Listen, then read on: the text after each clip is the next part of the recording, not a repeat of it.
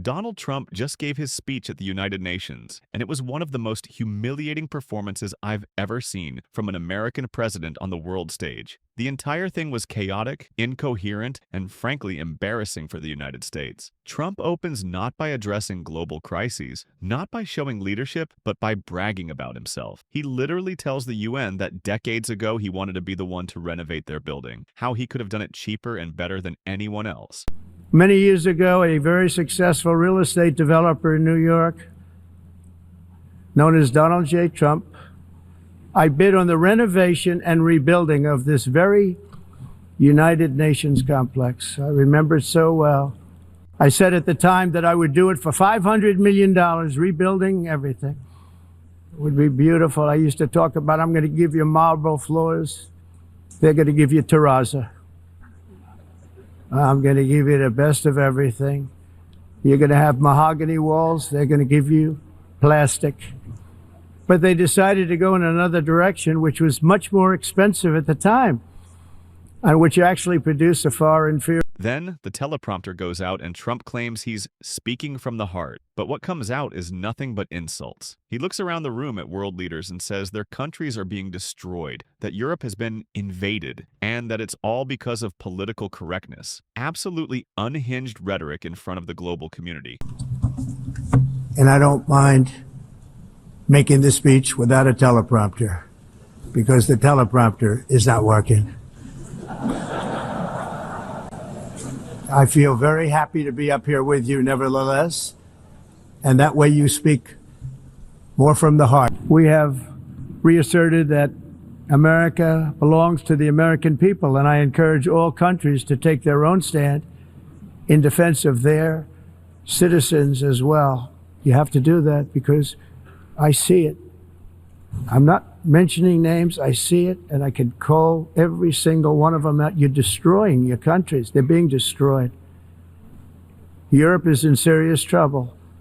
They've been invaded by a force of illegal aliens like nobody's ever seen before. Illegal aliens are pouring into Europe. Nobody is ever, and nobody's doing anything to change it, to get them out. It's not sustainable.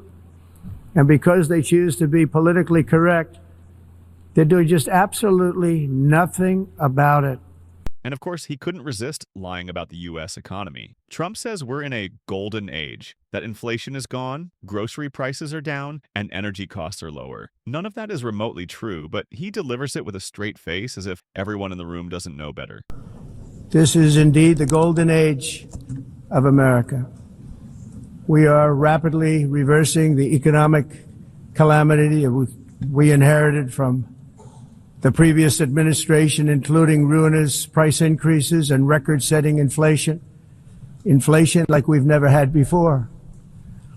Under my leadership, energy costs are down, gasoline prices are down, grocery prices are down, mortgage rates are down, and inflation has been defeated. The only thing that's up is the stock market, which just hit a record high. From there, it just spirals. He goes after London, smears their mayor, and starts ranting about Sharia law. Then he brags about U.S. forces targeting fishing boats near Venezuela, almost joking about people being killed at sea. And I have to say, I look at London where you have a terrible mayor, terrible mayor. And it's been so changed. Now they want to go to Sharia law. But you're in a different country. You can't do that. Both to protect our citizens, I've also designated multiple savage drug cartels as far as and you see this, and you see it happening right before your eyes. Let's put it this way. People don't like taking big loads of drugs in boats anymore. There aren't too many boats that are traveling on the seas by Venezuela. They tend not to want to travel very quickly anymore. And we've virtually stopped drugs coming into our country by sea. We call them the water drugs. They kill hundreds of thousands of people. And it wasn't just Europe or Venezuela. Trump then launches into a bizarre attack on Brazil, saying their economy is failing, their judiciary is corrupt, and that the only way they can succeed is by working with him. Imagine being a Brazilian diplomat sitting in that room, listening to the President of the United States talk like that. And so I'm very sorry to say this, that Brazil is doing poorly and will continue to do poorly. They can only do well when they're working with us. Without us, they will fail, just as others have failed. It's true. Next year, the United States. Then, maybe the wildest claim of all. Trump says he ended 7 wars. He takes credit for peace deals that never happened, and then complains that the UN didn't thank him. According to him, all he got for his efforts was a broken teleprompter. No president or prime minister, and for that matter, no other country has ever done anything close to that. And I did it in just 7 months. It's never happened before. There's never been anything like that. I'm very honored to have done it. It's too bad that I had to do these things instead of the United Nations doing them. And sadly, in all cases, the United Nations did not even try to help in any of them.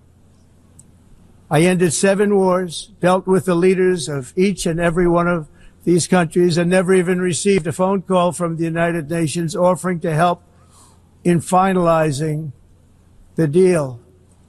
All I got from the United Nations was an escalator that on the way up stopped right in the middle.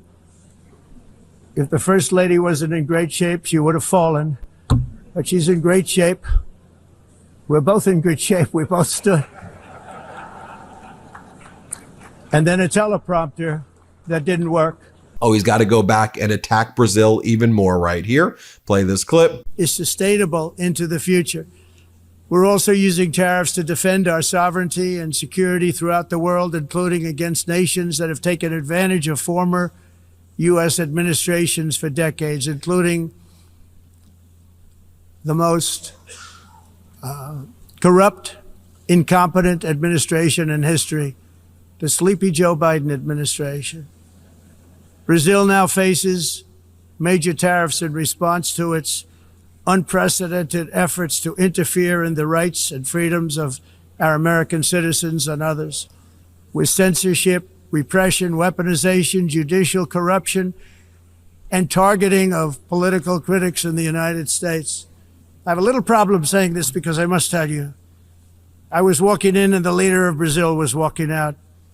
We saw him and I saw him, he saw me, and we embraced. And then I'm saying, can you believe I'm going to be saying this in just 2 minutes? But we actually agreed that we would meet next week. We didn't have much time to talk, like about 20 seconds. They were in retrospect, I'm glad I waited because this thing didn't work out too well. But we did talk, we had a good talk, and we agreed to meet next week, if that's of interest. But he seemed like a very nice man, actually. He liked me, I liked him. But if you, and I only do business. Now, despite all of this, Trump goes online and declares his speech a success, saying it was well received. And right on cue, Fox News scrubs out the disaster and frames it as a strong, courageous address. That's the propaganda machine at work.